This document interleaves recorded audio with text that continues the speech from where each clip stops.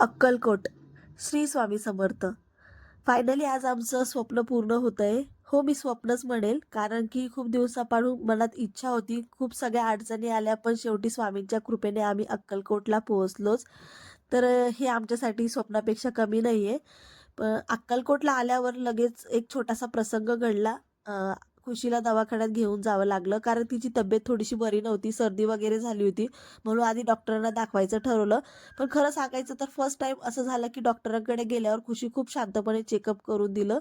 अ, डॉक्टरांनी सांगितलं, की पाणी बदलल्यामुळे थोडी सर्दी आहे, काळजी करायची गरज नाहीये.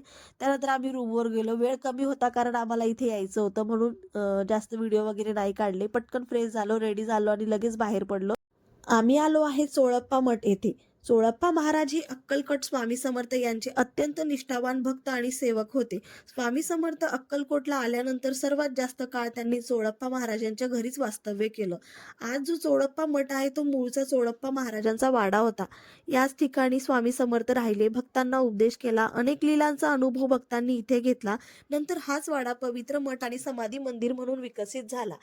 चोळप्पा मठाच्या परिसरात खूप महत्त्वाच्या गोष्टी आहेत. स्वामी समर्थांची समाधी आहे. समाधीवर चांदीचा मुखवटा, वस्त्र अलंकार, स्वामींनी वापरलेल्या वस्तू, पादुका, चिलम इत्यादी, सभामंडप आणि शांत ध्यानासाठी जागा, चोळप्पा महाराजांची आठवण जपणाऱ्या जागा आहेत.